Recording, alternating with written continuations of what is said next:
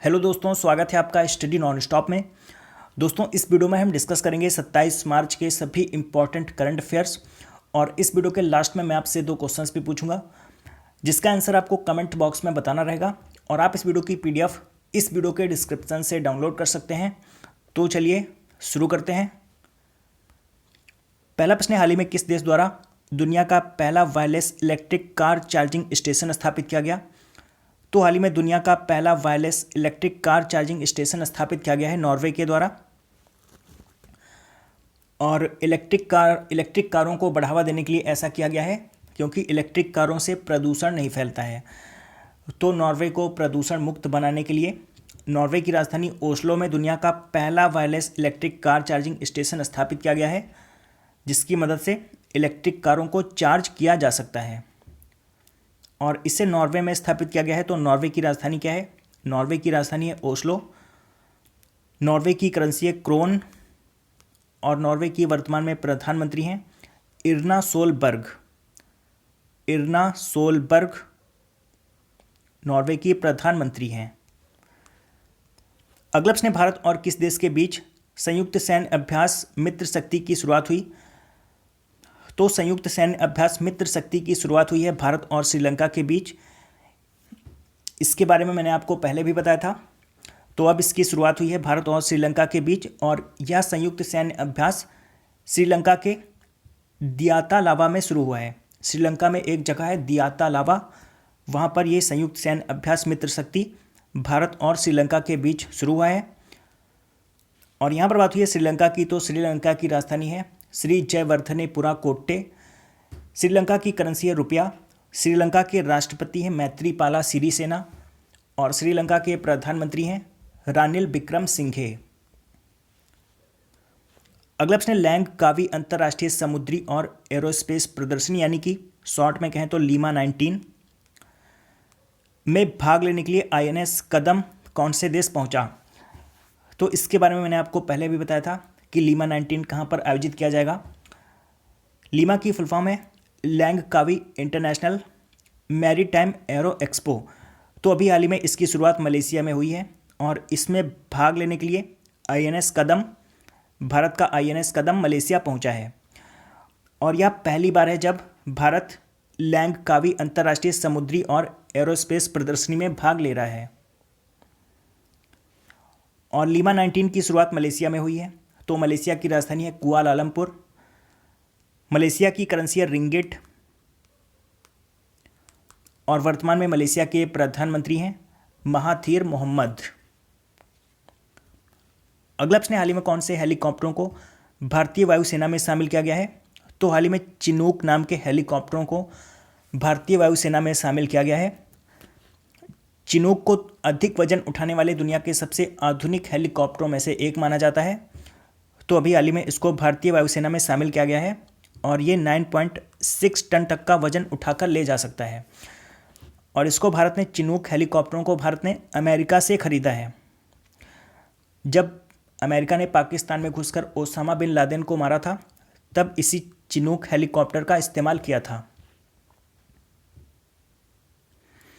और यहाँ पर बात हुई है भारतीय वायुसेना की। तो वर्तमान में भारतीय वायुसेना के अध्यक्ष हैं BS धनोआ।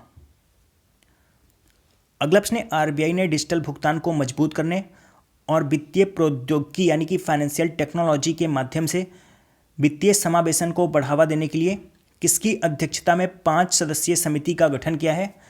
तो हाल ही में RBI ने डिजिटल भुगतान को मजबूत करने और वित्तीय प्रौद्योगिकी के माध्यम से वित्तीय समावेशन को बढ़ावा देने के लिए नंदन नीलेकणी की अध्यक्षता में 5 सदस्यीय समिति का गठन किया है। नंदन नीलेकणी ये वर्तमान में इन्फोसिस के अध्यक्ष हैं। और यहाँ पर बात हुई है RBI की। तो RBI यानी कि reserve bank of India. Reserve bank of India की स्थापना हुई थी 1 अप्रैल 1935 को। रिजर्व बैंक ऑफ इंडिया का मुख्यालय मुंबई में। और वर्तमान में रिजर्व बैंक ऑफ इंडिया के गवर्नर हैं शक्तिकांत दास। और शक्तिकांत दास ये RBI के 25वें नंबर के गवर्नर हैं। और मैंने आपको कल बताया था RBI के गवर्नर शक्तिकांत दास ने नई दिल्ली में फिनटेक कॉन्क्लेव का उद्घाटन किया था। अगला प्रश्न, हाल ही में किसके स्वास्थ्य से संबंधित पत्रिका Indian journal of global research प्रकाशित हुई। तो Indian journal of global research ये महात्मा गांधी जी के स्वास्थ्य से संबंधित पत्रिका है। तो हाल ही में इसको प्रकाशित किया गया है। इसमें महात्मा गांधी जी का स्वास्थ्य कैसा था इसके बारे में इस पत्रिका में वर्णन किया गया है। जैसे कि इसमें बताया गया है कि Mahatma Gandhi ji high blood pressure से पीड़ित थे। तो महात्मा गांधी जी के स्वास्थ्य से संबंधित यह पत्रिका है Indian journal of global research, इसको हाल ही में प्रकाशित किया गया है। अगला प्रश्न, भारतीय पुरुष बास्केटबॉल टीम का नया मुख्य कोच किसे नियुक्त किया गया? तो भारतीय पुरुष बास्केटबॉल टीम का नया मुख्य कोच नियुक्त किया गया है वेसेलिन मैटिक को। वेसेलिन मैटिक ये सर्बिया के हैं। तो इन्हें भारतीय पुरुष बास्केटबॉल टीम का नया मुख्य कोच नियुक्त किया गया है। और मैंने आपको कल बताया था अभी हाल ही में बास्केटबॉल फेडरेशन ऑफ इंडिया का अध्यक्ष नियुक्त किया गया है के गोविंद माथुर को। तो ये भी आप याद रखिए, बास्केटबॉल फेडरेशन ऑफ इंडिया का अध्यक्ष किसे नियुक्त किया गया है? के गोविंद माथुर को। और यहाँ पर बात हुई है बास्केटबॉल की, तो कई बार एग्जाम में पूछ लिया जाता है कि बास्केटबॉल की प्रत्येक टीम में कितने खिलाड़ी होते हैं। तो याद रखिए बास्केटबॉल की प्रत्येक टीम में 5 खिलाड़ी होते हैं। अगला प्रश्न, इनमें से किसने भारत कंजम्पशन स्कीम शुरू की है? तो हाल ही में भारत कंजम्पशन स्कीम शुरू की आईसीआईसीआई प्रूडेंशियल एएमसी ने। अगला प्रश्न, ITTF challenge plus Oman open में कांस्य पदक किसने जीता है? तो ITTF challenge plus Oman open में कांस्य पदक जीता जी साथियान ने। जी साथियान ये टेबल टेनिस के खिलाड़ी हैं। तो इन्होंने ITTF challenge plus Oman open में कांस्य पदक जीता है। और यहाँ पर आईटीटीएफ की फुल फॉर्म है इंटरनेशनल टेबल टेनिस फेडरेशन। अगला प्रश्न, हाल ही में भारत और किस देश के बीच अल नगाह 2019 अभ्यास संपन्न हुआ? तो हाल ही में भारत और ओमान के बीच अल नगाह 2019 अभ्यास संपन्न हुआ है। जब इस अभ्यास की शुरुआत हुई थी तब भी मैंने आपको बताया था। तो अब इसका समापन हो गया है। और इसका आयोजन कहाँ पर किया गया था? तो इसका आयोजन ओमान के जबल अल अखदर ट्रेनिंग कैंप में किया गया था। तो अब इस अल नगाह 2019 का समापन हो गया है। और यहाँ पर बात हुई है ओमान की, तो ओमान की राजधानी है मस्कट, ओमान की करेंसी है रियाल और ओमान के प्रधानमंत्री हैं कबूस बिन सईद अल सईद। कबूस बिन सईद अल सईद ओमान के प्रधानमंत्री हैं। और थाईलैंड, कल मैंने आपको बताया था थाईलैंड में 5 वर्ष के सैन्य शासन के बाद अभी हाल ही में पहले आम चुनाव आयोजित किए गए हैं। थाईलैंड की राजधानी क्या है? थाईलैंड की राजधानी है बैंकॉक। थाईलैंड की करेंसी है बहत।